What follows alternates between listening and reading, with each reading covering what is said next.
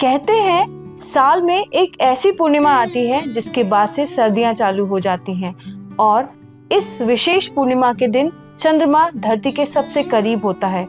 अपनी 16 कलाएं बिखेरते हुए चंद्रमा उस रात को अमृत की वर्षा करता है। ये विशेष दिन है शरद पूर्णिमा का दिन। पुराने समय से हमारे धर्म में कथाओं का विशेष महत्व है। हर पूजा के दौरान कोई ना कोई एक ऐसी कथा होती है जिसे लोग पढ़ते हैं, सुनते हैं और उस पूजा का फल प्राप्त करते हैं। और आज के समय में ये कथाएं कहीं ना कहीं विलुप्त होती जा रही हैं, या तो कहें हम न्यूक्लियर फैमिली की वजह से, या तो फिर कोई अपने घर से दूर चला जाता है रहने के लिए। इस वजह से हम हमारे पूर्वजों से ये कथाएं नहीं सीख पाते। ये कथाएं हमारी परंपरा को दर्शाती हैं। आज के इस युग में शहरीकरण और न्यूक्लियर फैमिलीज की वजह से ये परंपराएं कहीं ना कहीं विलुप्त होती जा रही हैं। हमारे पूर्वज भी हमें ये परंपराएं सही तरह से प्रदान नहीं कर पा रहे हैं। आज हम आपको शरद पूर्णिमा के दिन सत्यनारायण भगवान की कुछ ऐसी कथाएं बताएंगे जिनको पूजा के दौरान बोलने से पूजा संपन्न होती है। इनमें से हो सकता है कुछ कथाएं आपको पता हो और हो सकता है आपको ना पता हो। आप हमारे इस वीडियो को सेव करके रखें और शेयर भी करें अपने दोस्तों के साथ, ताकि जब आप पूजा करें तो आसानी से आपको इन कथाओं के बारे में पता चले। तो हम शुरू करते हैं सत्यनारायण भगवान जी की कथा, जो कि विशेष रूप से शरद पूर्णिमा के दिन बोली जाती हैं पूजा के दौरान। पहली कथा बहुत समय पहले की बात है। ग्वाल बाल अपनी गाय चराने जंगल जाते थे। उनका ये मुख्य रूप से व्यवसाय ही था। वो अपने परिवार का भरण पोषण इसी तरह करते थे। लेकिन एक दिन अचानक से उनकी गाय खो गई। अब बहुत ढूंढने पर भी उनकी गाय नहीं मिली। तब वो थक हार कर रोने लगे। उसी समय राजा वहां से गुजर रहे थे। राजा ने देखा कि कुछ ग्वालवाल रो रहे हैं। राजा ने उनसे जाकर पूछा, क्या हुआ, तुम क्यों रो रहे हो? उन ग्वाल बालों ने राजा को प्रणाम करके कहा कि राजन, हमारी गाय बछड़े गुम हो गए, हमने ढूंढा, हमें नहीं मिले। तब राजा ने उन्हें बताया कि तुम सत्यनारायण भगवान की कथा करो, शरद पूर्णिमा के दिन पूजन करो। ये विशेष पूजन है जो तुम्हें करना है। तुम्हारे गाय बैल बछड़े आराम से मिल जाएंगे, कोई तुम्हें चिंता की बात नहीं है। ऐसा सुनकर उन्होंने राजा को प्रणाम किया और वैसा ही किया। उसके पहले ही उनके बछड़े गाय आ गए। अब उनकी श्रद्धा और बढ़ गई। जब शरद पूर्णिमा का दिन आया, उन्होंने सोचा राजा को हम कैसे निमंत्रण दें। फिर एक ने बोला, ठीक है, राजा को हम प्रसाद दे आएंगे। राजा हमारे यहाँ शायद ही आए, इसलिए हम उन्हें प्रसाद दे। प्रसाद तो वो ग्रहण कर ही लेंगे। जब पूजा होती है तो एक ग्वालबाल जाकर राजा को प्रसाद देता है। राजा ये देखकर चौंक जाता है, बोलता है, तुम मेरे लिए प्रसाद लाए? मैं राजा हूँ, मैं ये तुम्हारा प्रसाद नहीं ले सकता। ये ग्वाल वालों को तो अच्छा नहीं लगा, लेकिन राजा के अंदर घमंड झलक रहा था कि मैं ये प्रसाद कैसे ले सकता हूँ। राजा ने उस प्रसाद का अनादर किया और अपने घर की ओर चल दिया। राजा की रानी बड़ी समझदार थी। उसको कुछ आभास हुआ। जैसे जैसे राजा घर की ओर निकट जा रहा था, राजा का सारा धन संपत्ति सब धरती के अंदर समाती जा रही थी। उसके घोड़े, घुड़साल, सब कुछ धरती के अंदर समा रहा था। रानी को बड़ा अजीब सा लगा कि क्या हो रहा है। जैसे ही राजा आए, उसने राजा से तुरंत पूछा कि राजन, कुछ ऐसा आपके द्वारा हुआ है जो सही नहीं हुआ है? राजा बोले कि मैंने तो ऐसा कुछ किसी का कुछ भी नहीं किया है, मुझे याद नहीं है, मैंने ऐसा कुछ नहीं किया है। उसी दौरान राजा को याद आता है कि हाँ, आज मैंने पूर्णिमा की, शरद पूर्णिमा के दिन वाली प्रसाद का अनादर किया है, वही मुझसे गड़बड़ हुई है। रानी को समझ आया। रानी अपनी दासियों के साथ उन ग्वाल बालों के पास जाती है, उनसे बोलती है कि आप मुझे प्रसाद देवें, मैं प्रसाद ग्रहण करने आई हूँ। ग्वाल बाल बोलते हैं, रानी, हमने तो प्रसाद सारा ग्रहण कर लिया है, कल हमारी पूजा हुई थी, प्रसाद तो बचा ही नहीं है। तब रानी बोलती है, अच्छा बताओ, कहाँ आपने जूठन कहाँ रखी हुई है? तो यमुना नदी के किनारे उनके दोने पातल रखे हुए होते हैं। वहां जाकर रानी ढूंढती है, लेकिन उसको कहीं कुछ नहीं दिखता है। अचानक से एक दोने के अंदर उसको 3 दाने चावल के दिखते हैं। वो उन झूठे दोने को उठाती है, उसमें से चावल निकालती है, एक दाना अपने राजा को ग्रहण करने के लिए देती है, एक स्वयं ग्रहण करती है, और जो तीसरा है वो अपने धन धान पर जाकर पटक देती है, रख देती है। मतलब जैसे ही वो ऐसा करती है उसके धन धान वापस से आ जाते हैं। वो खुश हो जाती है, राजा भी ये देखकर बहुत खुश होते हैं। वो भगवान से क्षमा याचना करते हैं और उसके पश्चात जैसा उनका सारा यश था वो वापस आ जाता है, धन धान्य भी उनको वापस मिल जाता है।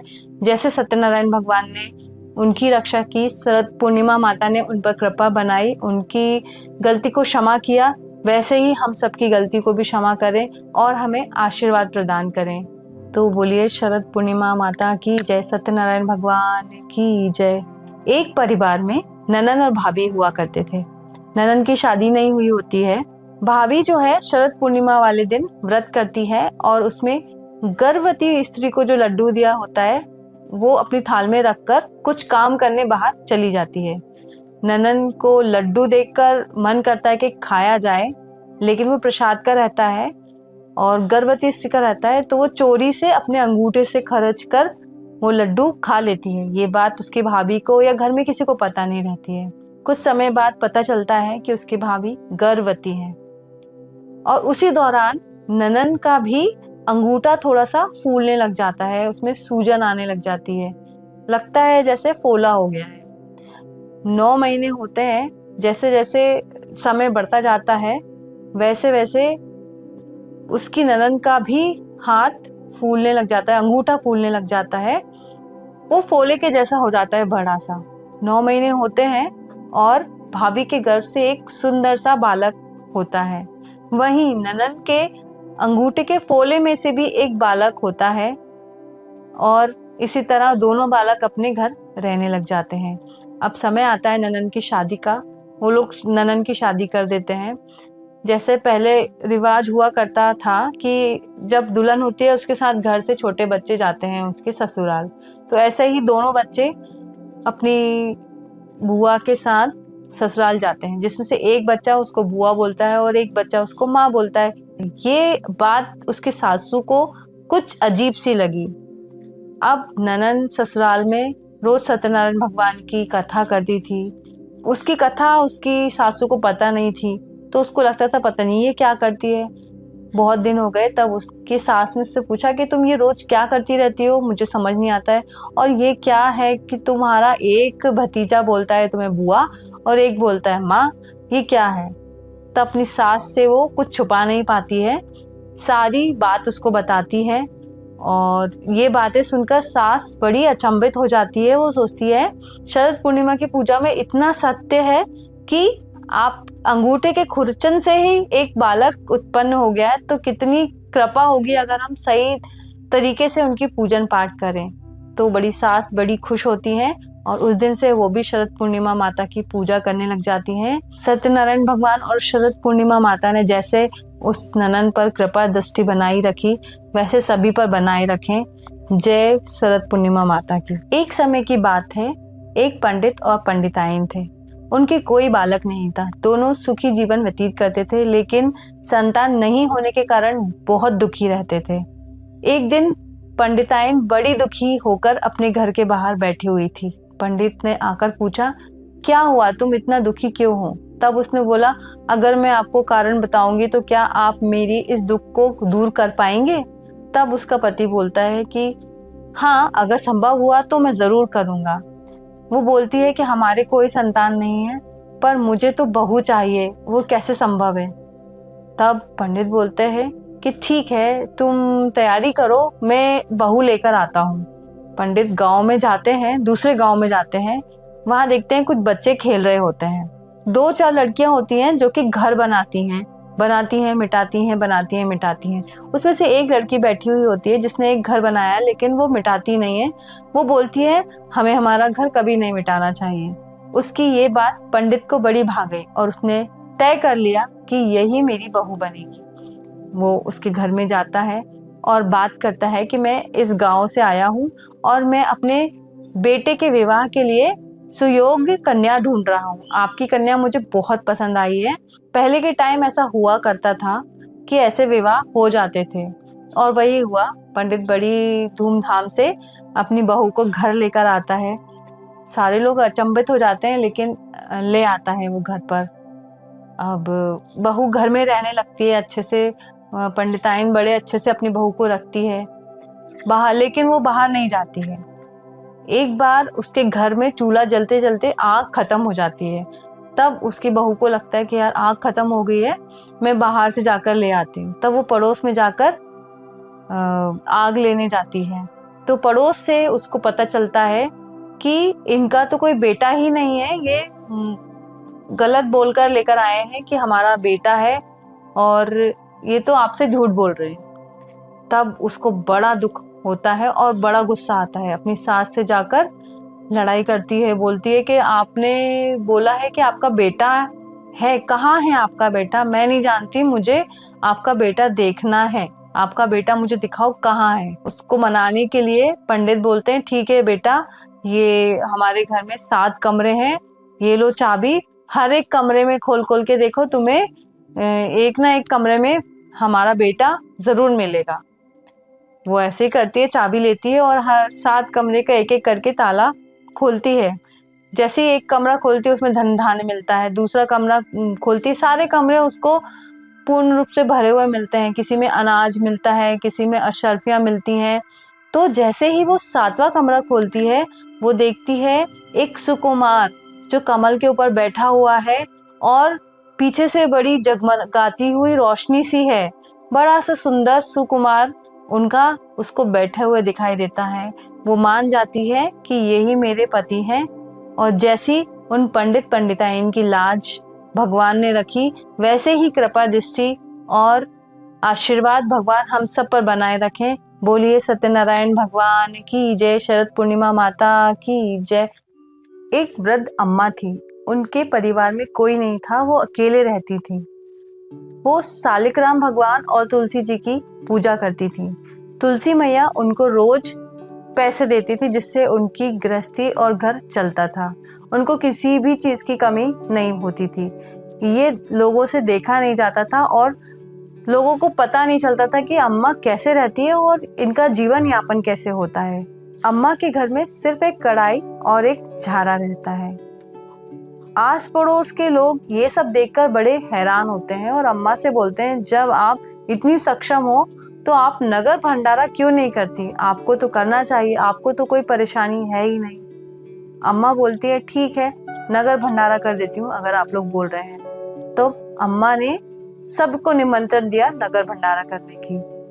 अब नगर भंडारा चालू हुआ। सब हैरान है कि तैयारी तो कुछ हुई नहीं, सामान कुछ आया नहीं है, कैसे अम्मा भंडारा करेगी?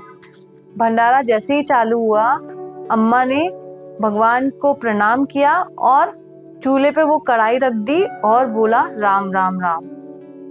उनके 3 बार राम राम राम बोलते ही कढ़ाई से खाना अपने आप बनना चालू हो गया, और खाना बनता जा रहा था। लोग आते जा रहे थे और खाते जा रहे थे। जैसे ही सब लोगों ने खा लिया, अम्मा ने शिव शिव शिव बोला और खाना बनना बंद हो गया। ये सब उनके पड़ोस की एक महिला देख रही थी। उसने क्या किया, धीरे से उसकी कढ़ाई और झारा चुरा लिया और अपने घर ले जाकर पूजा पाठ करने लगी। और पूजा करने के बाद उसने भी सोचा मैं भी नगर भंडारा कराऊंगी, अब तो कढ़ाई और झारा मेरे पास भी है। उसने सबको निमंत्रण दिया। निमंत्रण पाकर सब आने लगे और उसने बोल दिया राम राम राम 3 बार, जैसा कि उसने अम्मा से देखा। अचानक खाना बनने लगा, लेकिन खाना बनना रोके कैसे ये उसको नहीं पता था।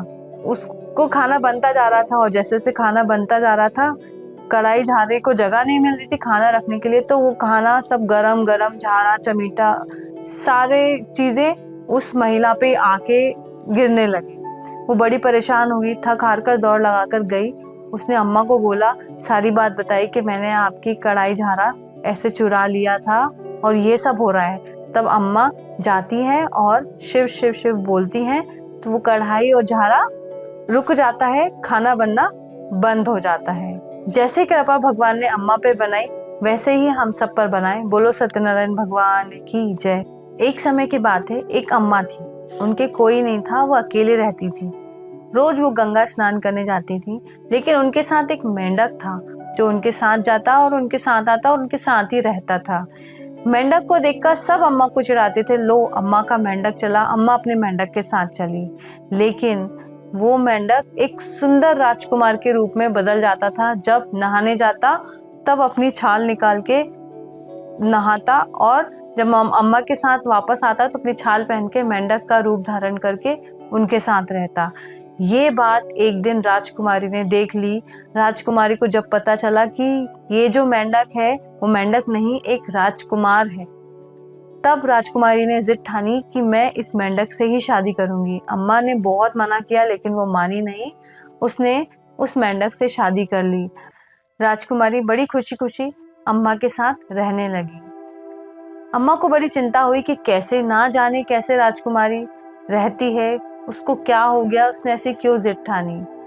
उनकी चिंता का विषय जानकर राजकुमारी बोलती है कि आप चिंता नहीं करो, मैं आपको कल एक चीज बताऊंगी जिससे जानकर आप बहुत खुश हो जाओगी। जब राजकुमार रात में जाता तो अपनी छाल उतार के सो जाता, सुबह उठता तब राजकुमार अपनी छाल फिर पहन लेता। एक रात की बात है, जैसे ही राजकुमार ने छाल उतारी और सो गया, उस राजकुमारी ने छाल को जला दिया। और जैसे ही सुबह सुबह अम्मा उस कमरे में गई तो देखा एक सुकुमार सा राजकुमार उस मेंढक के रूप में दिखा उनको। तब अम्मा को पता चला कि ये सत्यनारायण भगवान ही है जो मेंढक के रूप में मेरे साथ रह रहे हैं। जैसी कृपा भगवान ने अम्मा पे बरसाई वैसी हम सब पर बरसाए। बोलो सत्यनारायण भगवान की जय। एक भरा पूरा संपन्न परिवार था जिसमें एक नई नवेली बहू थी। बहू रोज सत्यनारायण भगवान की पूजा करती और शरद पूर्णिमा का व्रत करती। शरद पूर्णिमा का दिन आया, बहू को पूजन के लिए लड्डू बनाने थे जो कि मावे के होते हैं, लेकिन सास से डर के वजह से वो बोल नहीं पाई कि मुझे मावा चाहिए और सास अपने काम से बाहर चली गई। सास ने बहू से बोला कि तुम कंडे के उपले बना देना और जो मई रखा है वो बना लेना, मठा बना देना। बहू बोलती है ठीक है। अब बहू सोचती है व्रत तो रख लिया, अब मैं लड्डू कहाँ से लाऊं। तो बहू सोचती क्यों ना ये गोबर के ही लड्डू बना लेती हूँ, और वो गोबर के लड्डू बना लेती है। अचानक से सास आ जाती है तो सास के डर से बहू वो जो गोबर के लड्डू बनाए थे उसने वो गोबर मई में डाल देती है, मतलब मठे में डाल देती है। अचानक से एक महिला आती है उसके घर, बोलती है कि मुझे मई चाहिए। तो सास बोलती है हाँ ठीक है मई देते हैं, वो दे देते हैं। पहले क्या होता है जब मठा देते हैं किसी को तो हाथ डाल के ऐसे घुमाते थे मटके के अंदर, ताकि नीचे जो जमा हुआ गाढ़ा दही मई है वो मिक्स हो जाए। तो उसकी सास भी ऐसे हाथ से मटके में ऐसा हाथ चलाती है और जैसे ही बाहर निकालती है तो उसको सोना जवाहरात हीरे मोती उसके हाथ में आ जाते हैं। जितनी बार वो हाथ डालती है उतनी बार उसके हाथ में सोने जवाहरात आ जाते हैं। ये देखकर तो सास बड़ी चौंक जाती है कि ये कैसे हुआ। तब सारी बात उसकी बहू से पूछती है तो बहू बताती है मैंने तो डर की वजह से गोबर इसमें डाल दिया था और मैं बहुत डर रही थी। तब सास और बहू को समझ में आता है ये चमत्कार सत्यनारायण भगवान का ही है, शरद पूर्णिमा माता का है। तो ऐसी कृपा दृष्टि हम सब पे बनाए रखे माता रानी। आयल लाई पायल लाई, माथे भर बेंदा लाई, मांग भर सिंदूर लाई, गले भर पोथ लाई, बाह भर चूड़िया लाई, बासे को बैकुंठ मानू, जन्म जन्म सुहाग मांगू। सत्यनारायण भगवान जैसे सबको दिया वैसे हमें भी देना। बोलो श्री सत्यनारायण भगवान की जय, शरद पूर्णिमा माता की जय।